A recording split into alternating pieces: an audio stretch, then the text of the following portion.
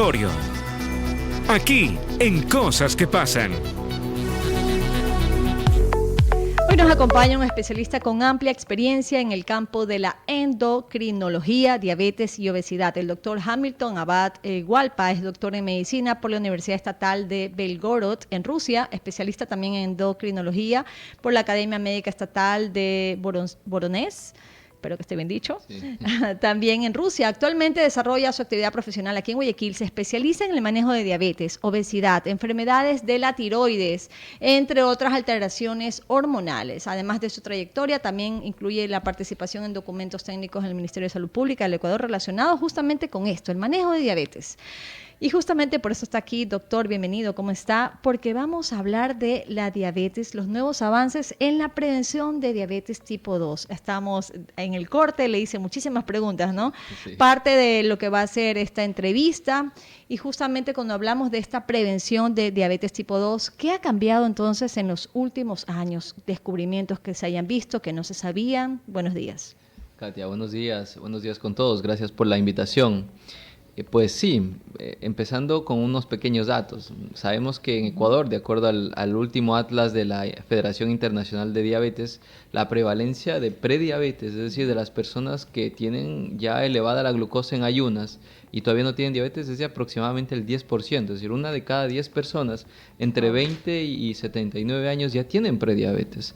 Y si tomamos personas ya por encima de los 65 años, es casi 3 de cada 10 personas que pueden llegar a tener diabetes en Ecuador. Que es altísimo, entonces, ¿no? es un porcentaje bastante elevado. Con respecto a la pregunta que usted me realizaba, pues nosotros como endocrinólogos y las sociedades científicas, lo que siempre vamos a enfatizar es que la prevención de la diabetes siempre va a ser cambios en estilo de vida, tener un estilo de vida saludable, alimentarse de forma saludable, incluir verduras, incluir cereales, disminuir el consumo de carbohidratos, harinas refinadas, grasas ultraprocesadas y realizar actividad física. Cada vez que nosotros vamos a los congresos internacionales, nos dicen, ustedes como endocrinólogos están obligados a pedir a sus pacientes a hacer actividad física, porque la actividad física en la actualidad es una medicina, la debemos prescribir como un medicamento, ¿sí? Y sin actividad física la prevención no se logra, aparte de los nuevos medicamentos y fármacos que estamos teniendo también en la actualidad. Cuando dice actividad física, ¿se refiere a caminar, ejercicios de fuerza o qué tipo de actividad física?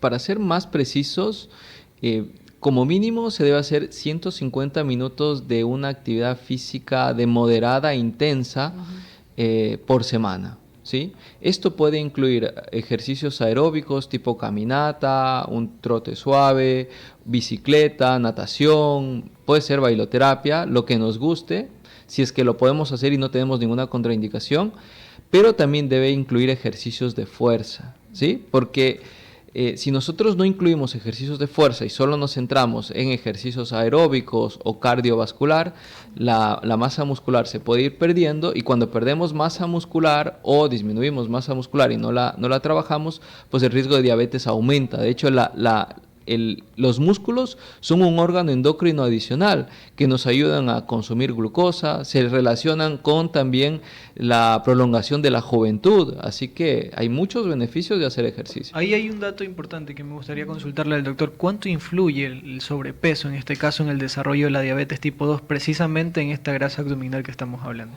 El sobrepeso, de hecho, no solo sobrepeso y obesidad están relacionados directamente con un riesgo elevado de diabetes tipo 2, ya que las personas que tienen exceso de adiposidad pueden desarrollar algo que se llama resistencia a la insulina, y la resistencia a la insulina empieza años antes de que a una persona se le sube el azúcar. Hablando de justamente esta resistencia a la insulina que ahora escuchamos mucho, ¿verdad, doctor? ¿Tiene que ver con alguna etapa, alguna edad? Es decir, antes de que se desarrolle incluso la prediabetes viene la resistencia a la insulina, pero ¿es a partir de cierta edad o no tiene restricción de edad? Miren, lamentablemente en los últimos años estamos viendo un aumento del diagnóstico de personas con diabetes de edades más tempranas, adolescentes, 12, 13, 14 años con diabetes tipo 2, ¿sí? Entonces ya nosotros vemos que la prediabetes no o la resistencia a la insulina no es exclusivamente en adultos, sino pueden ser en adultos jóvenes, incluso en adolescentes.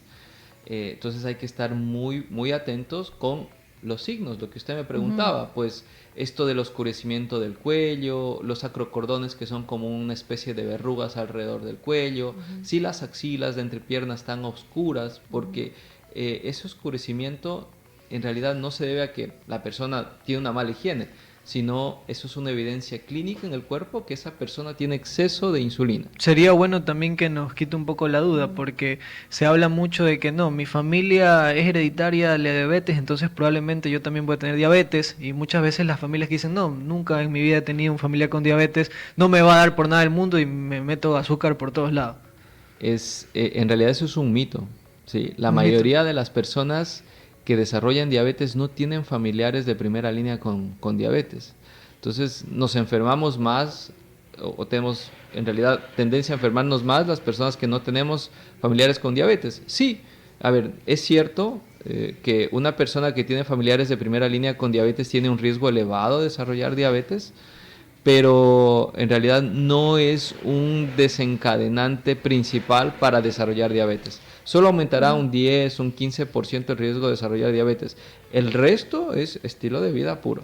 Claro, las personas que tienen familia con diabetes, entonces, si desarrollan diabetes, realmente solo es un 10% por herencia.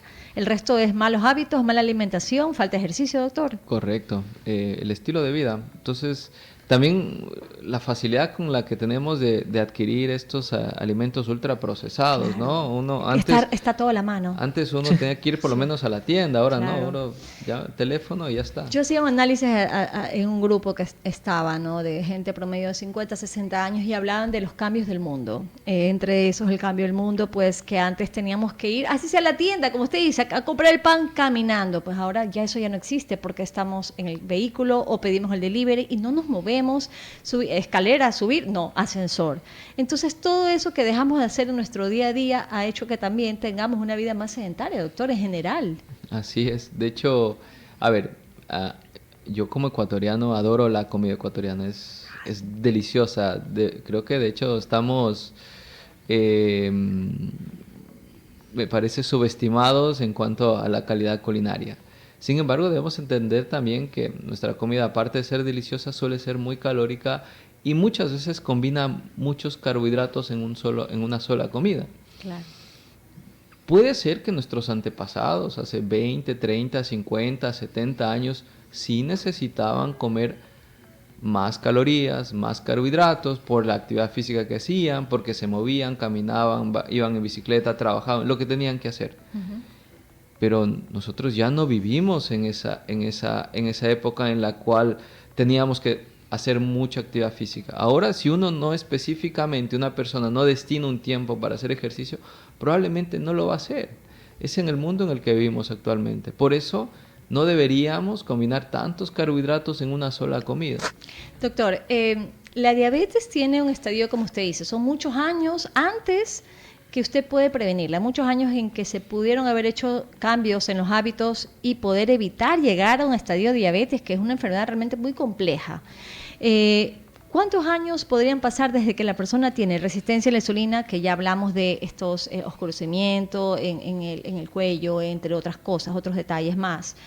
¿Cuántos años pueden pasar antes de que se venga prediabetes y luego ya la diabetes? Generalmente son 10, 15 hasta 20 años antes del diagnóstico de diabetes. Entonces, hay personas, o me ha pasado, me dice un paciente, doctor, pero si yo he tenido todos estos años, mi azúcar ha estado normal. Sí, a ver, el azúcar puede estar normal muchos años, pero eso no significa que no se esté lamentablemente desarrollando ya la enfermedad años atrás. Entonces, si estos signos, estas características clínicas ya nos pueden ayudar a nosotros a predecir y empezar con los cambios. Y es lo que hablábamos. Afortunadamente, eso es reversible.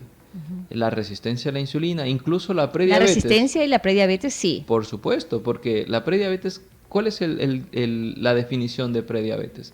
Es tener ya la glucosa elevada. En ayunas. Ya sea en ayunas o sea después de las comidas. ¿Sí? Entonces ya hay una alteración de la glucosa. pero no es tan alta que nos permite diagnosticar diabetes, es una elevación leve. ¿Qué es decir, cuánto es leve? O sea, ¿en qué...? Los rangos normales de la glucosa en ayunas son entre 70 y 99. ¿Sí? Para diagnóstico de prediabetes en ayunas, la glucosa tiene que estar entre 100 y 125. De 126 para arriba ya se considera diabetes. Ok. Hay una medición también muy importante, que es esta hemoglobina glicosilada, que la vengo escuchando ya hace muchos años atrás, desde que vengo haciendo estas entrevistas, donde explica que es una medición muy importante, que realmente cuando uno se va a hacer chequeo general una vez al año, que es lo que se debería hacer, es muy probable que el azúcar puede ser que salga normal, ¿no? Pero esta medición, ¿qué hace, doctor? Explíquenos. Sí. Ya llevamos utilizando la hemoglobina glicosilada muchos años, más que todo para el control de las personas con diabetes, porque la hemoglobina glicosilada es como decir el promedio de azúcar de los últimos 3 meses. Entonces nos permite saber si una persona con diabetes ha estado los últimos 3 meses con un control adecuado o ha estado con la glucosa muy alta, o bueno, nos permite a nosotros saber eso. Pero también en las guías actuales se recomienda el uso de hemoglobina glicosilada como un método de diagnóstico de diabetes o prediabetes, siempre y cuando el método que el laboratorio utilice sea estandarizado. No todos los laboratorios, lamentablemente, tienen una medición de hemoglobina glicosilada estandarizada, por eso el Ministerio de Salud Pública de Ecuador recomienda hacer diagnóstico de diabetes si es que el laboratorio tiene un método estandarizado para medición de hemoglobina glicosilada. Es decir, que hay lugares específicos o mejores preparados para poder hacer análisis. Así es, hay laboratorios que sí tienen este método estandarizado, y hay otros que no. Entonces, a veces, por lo menos en nuestro país, decir que todos podemos hacer diagnóstico de prediabetes o diabetes con hemoglobina glicosilada, lamentablemente todavía no lo podemos hacer. Pero con los niveles de glucosa en ayunas o en una sobrecarga oral de glucosa de 2 horas se puede hacer. Ok, qué importante que es que dentro de estos chequeos se asista, o sea, viene el médico general en primera instancia y después el médico general deriva, ¿no? En este caso con su especialidad, que es en la endocrinología, que es donde realmente se puede, si está a tiempo, si tiene una resistencia a la insulina, revertir, si tiene prediabetes, revertir, para no llegar a una diabetes. O sea, todavía hay mucha gente que está a tiempo, doctor. ¿Qué es lo que se debería revisar en los exámenes? ¿Cuál es ese paso alerta para que las personas puedan revisarse? Ya, si es que, bueno, los signos clásicos de tener resistencia a la insulina, en la actualidad podemos medir marcadores de resistencia de la insulina en sangre, ¿sí? Así que esos exámenes se podrían solicitar, los marcadores clásicos de glucosa en ayunas, hemoglobina glicosilada y los síntomas clínicos, ¿no? Así que la idea es que una persona que tenga algún tipo de riesgo de desarrollar diabetes tipo 2 pueda tener un abordaje multidisciplinario, ¿sí? Y más que todo aquí creo que la clave que yo les explico a mis pacientes es la constancia. Porque a veces pensamos, bueno, voy a hacer ahora dieta porque estoy así, o voy a empezar a trotar en las mañanas porque tengo esto. Pero con el pasar de las semanas, pues ya no somos tan constantes. Van aflojando todo, ¿no? Sí, de hecho, sí hay estudios que nos dicen que la mayoría de las personas que entran en un plan de alimentación saludable, plan de actividad física regular, logran revertir la prediabetes, logran prevenir la diabetes. Pero también es cierto que se ve que hay muchas personas que después de que terminan este plan, pues lamentablemente se vuelve a los otros hábitos y el riesgo nuevamente aparece. Regresa. Ok, doctor, alguien que ya es diagnosticado como diabetes tipo 2, ¿se puede revertir la diabetes tipo 2 con dieta y ejercicio? Lo escuchaba yo el fin de semana a alguien que le acaban de diagnosticar, me decía, no, yo voy a hacer dieta porque un amigo hizo y se la revertió y ya no tiene diabetes. ¿Qué tan cierto es eso? Lamentablemente no hemos todavía aprendido, por lo menos desde el punto de vista médico, farmacológico y no he escuchado que le hayan dado el premio Nobel a algún médico por revertir la diabetes tipo 2. Mi amigo está escuchando, así, ¿sí? Atención, Pero hay mucha gente que realmente piensa eso. Porque mire, revertir la diabetes tipo 2 significaría que una persona que tenía niveles altos de glucosa en la actualidad tiene niveles normales de glucosa sin ninguna medicación. Medicación para ¿sí? regular. Entonces, esto significaría que el páncreas y todas las hormonas asociadas al metabolismo de la glucosa tienen que estar funcionando de forma correcta. Hasta ahora no lo hemos aprendido a hacer, pero sí hay estudios en pequeños grupos de pacientes que han demostrado que sí lo van a lograr y probablemente en el futuro sí tengamos herramientas para poder revertirla. Ahora mismo no pasa eso. Ahora mismo no. Bueno, vamos a ir a un corte y al regreso, doctor, le quiero preguntar qué pasa con las mujeres que entran en perimenopausia. ¿Hay un diagnóstico mayor en esta etapa en la mujer por el cambio hormonal? Después del corte, ya regresamos.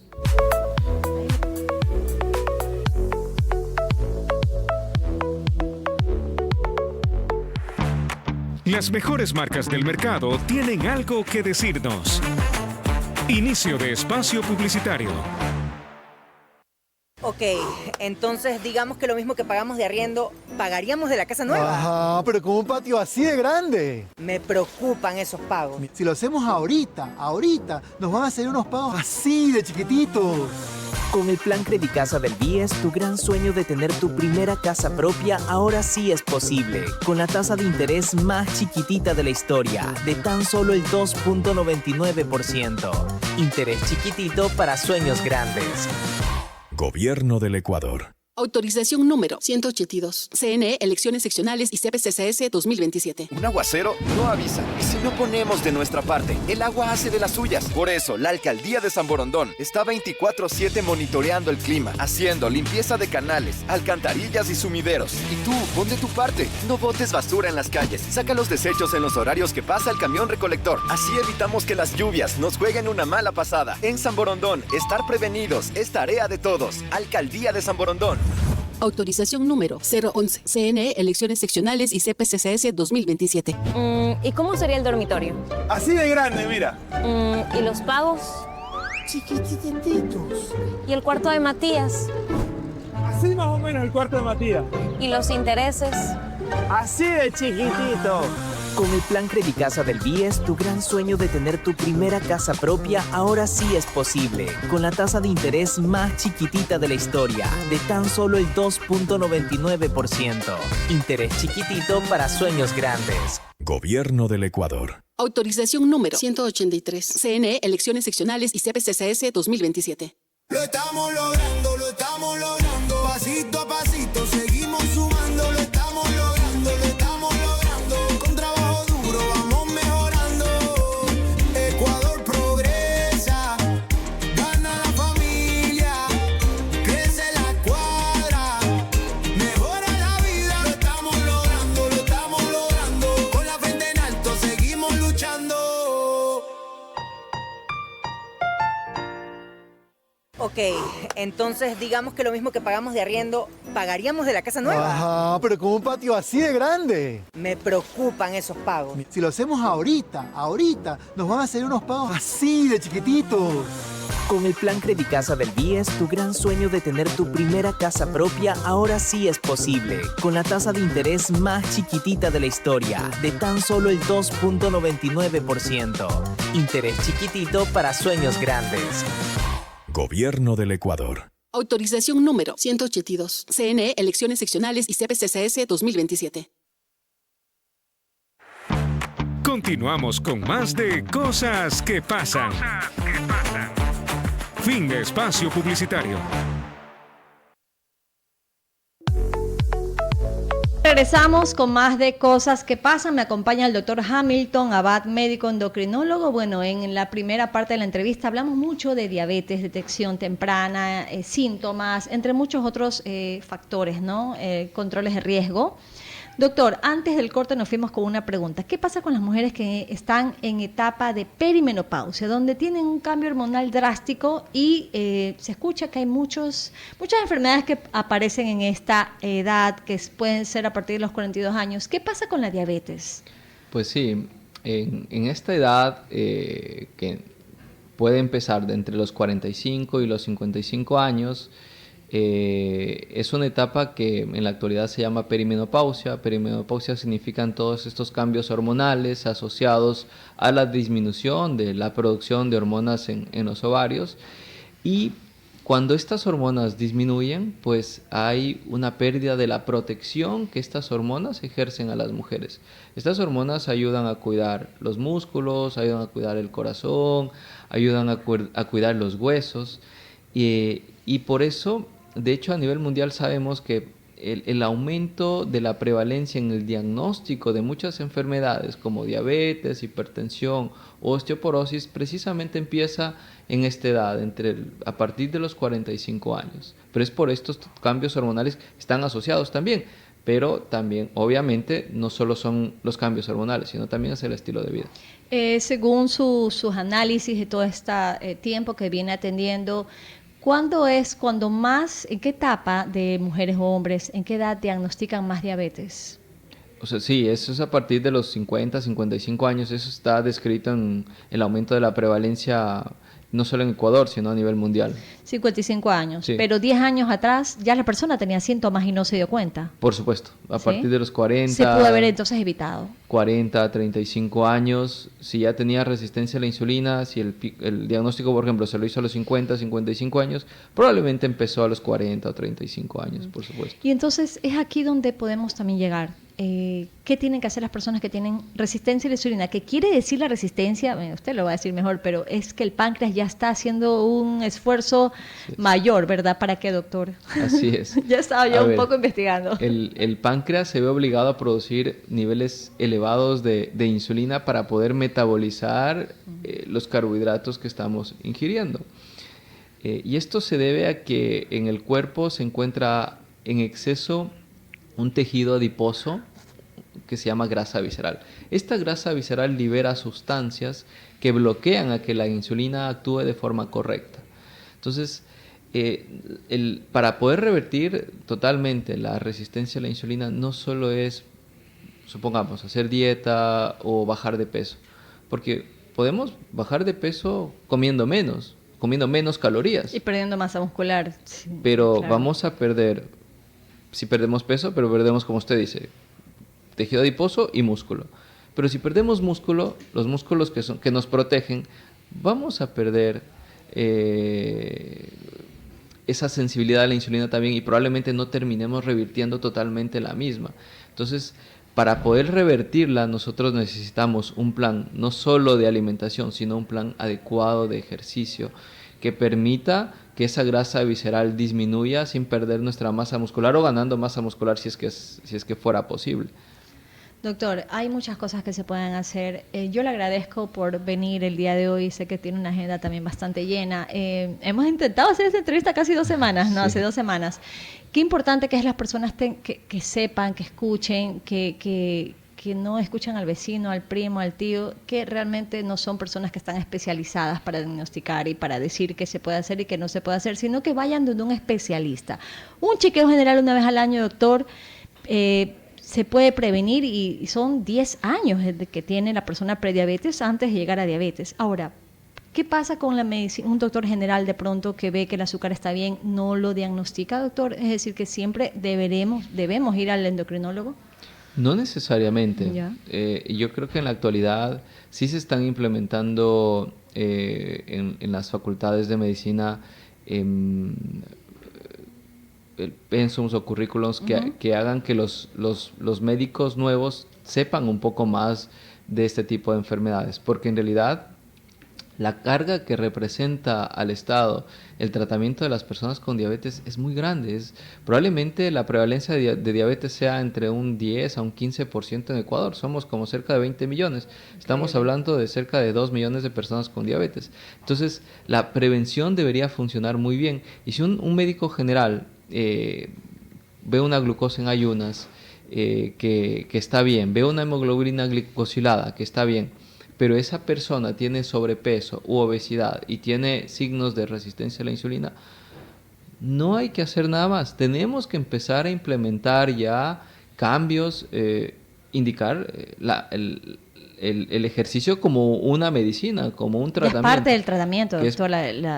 Sí, entonces no necesariamente esperar a tener glucosa alterada, sino ya desde antes podemos empezar, por supuesto. Bueno, muchísimas gracias, doctor, por acompañarnos el día de hoy. ¿Dónde las personas pueden encontrarlo y sus redes sociales también?